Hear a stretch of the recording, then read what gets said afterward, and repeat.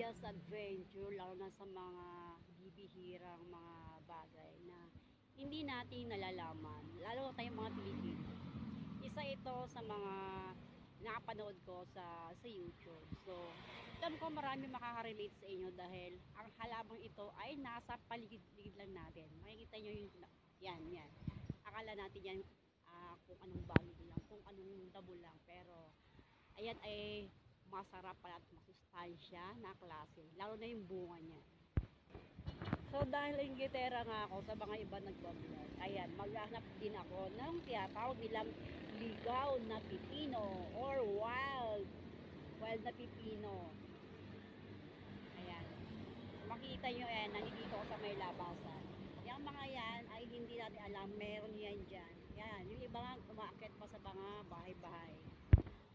So ayan, dito tayo pupunta sa may gitnang bukirin. Dito maraming mga damuhan dito.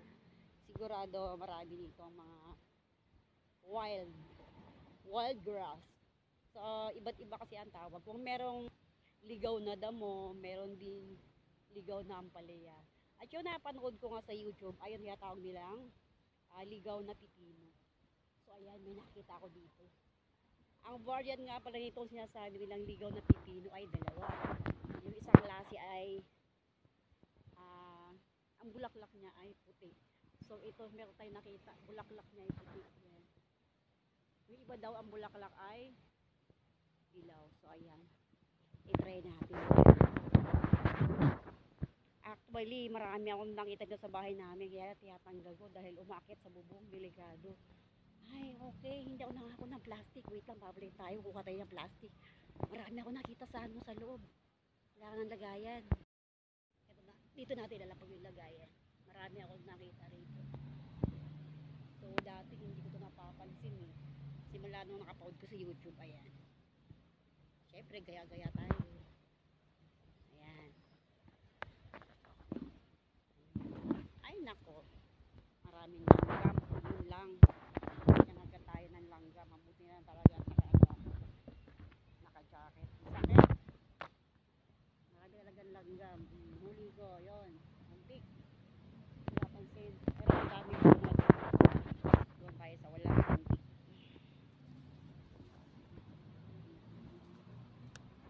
O diba? Yan po ang buhay ng vlogger. Pero interesting dahil sa tagal-tagal ko nakakita ng ganito. Ito pa yung tinatawag na ligaw na pipino. So ang sabi doon sa YouTube na napanood, dalawa yung tatlong klase yung bunga. Pag daw ay yung bunga ay red na, kagaya nun, ayun, meron ng red. Yun daw yung hindi edible na kainin. Ang edible na kakainin lang yung maliliit pa at green. So, pinakita nga ako dito. Ito. Sana hindi ako kagatin ng antik. So, ayan. Tama nga ang sabi nila. Para siyang maliliit na pipino. So, mamaya natin siya i-check. Kunin muna natin siya. Marami pa sa loob. Oh. May punso dito, tabi-tabi po. So, kukuha din tayo ng ng sample ng red. Yan, red isa. Pag red kasi hinog na raw yun. Ayun. Para siyang talong. Yan ang isang medyo maliga. Marami sa loob, kaya lang maraming hintik. Nakagatay ng hintik. Ayun, sa dulo. May kalaban lang talagang hantik. Sabi po. Ayun sa dulo. Nasa dulo siya. So, ayan. Ayan yung maliliit. Hirap niyang kunin kasi nasa dulo. O, diba? Ako talaga ang buhay ng mga nagbo-vlog. Kailangan may gusto kunin tayo. Yan, may nakita ko maliliit. Ito yung nakita ko sa isang video na hinahalo nila sa salad. Yung maliliit. Meron pa doon maliliit. Hinahalo nila sa salad. Ayun, yun daw yung mas masarap na matamis-tamis yung napanood ko. Ayan, kinagat na ako ng isang langgam. Ito, ayan, panay langgam kunin natin.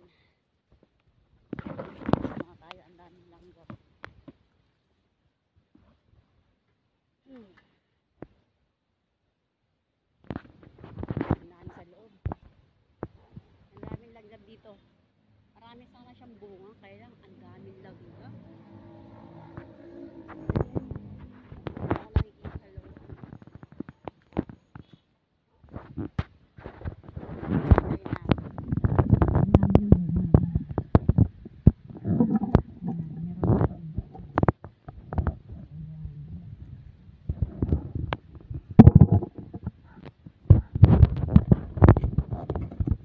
Kailangan lang hindi magagalaw para nilalanggam yung magtakbuhan sa nalanggam. Hindi na lang. Naka, long sleeve ako. Punta ko nakita. Siguro nga kaya nilalanggam kasi matamis siguro yung lasa nitong sinuko. Yun, no? Tapon na lang. Matamis siguro yung lasa. Dito tayo tayo ng ibang mano rito. Maraming langgam. Ayun, nasa may gitna, nasa may looban. Ingat lang. Baka may sumulpot na ahas. So dati hindi talagang wala nakakalam. Ito pala ay edible na tanim. So sa YouTube ko lang talaga na nalaman na ginagawa ko lang salad ito. Lalo na yung mga nasa ibang bansa. Ayun, may nakita pa akong halaman. So, diba, swerte. Ang dagdag tanim din. May nakita pa akong halaman.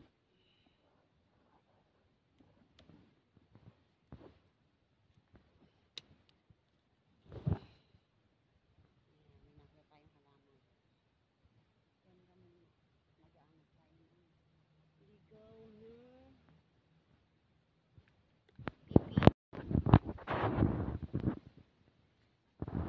Sayang doon sa isang parke na yan. Ang dami. Marami nga lang langgam. Try natin dito. Baka mga nasa ilalim lang siya.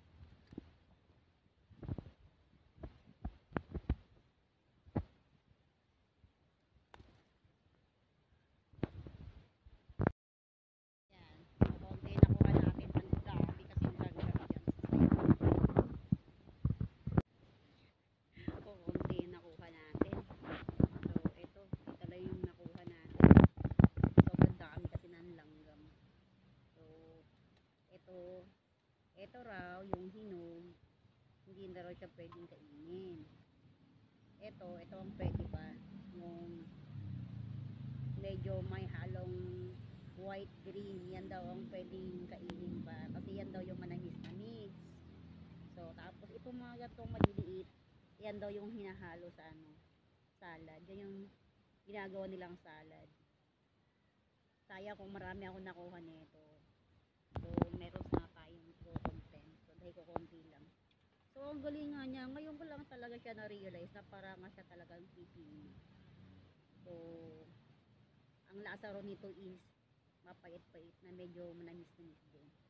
Yun daw, isang variety na ito na green, yung sobrang green pa dito, hindi raw yung pwedeng kainin. So, ayan, gagawa tayo ng video kung paano natin yan kakainin mamaya. Grabe na mula yung mga kamay ko sa daming kagat ng langgam. And this is it. Tinatry ko na siyang kainin yung pinakamaliit na pipino sa buong mundo. Ayan. Samahan niyo akong magmukbang ng smallest cucumber in the world. So, ayan. Samahin natin itong maliit. Ayan. Nahugasan na natin siya. So, sabi doon sa video ng mga napanood ko, yung ganitong kaliliit ay ginagawang salad, yung iba ginagawang pickle. So, ano raw to, malutong at sinlasa rin ng mga tunay na pipino. So, ayan, try natin. Malutong nga.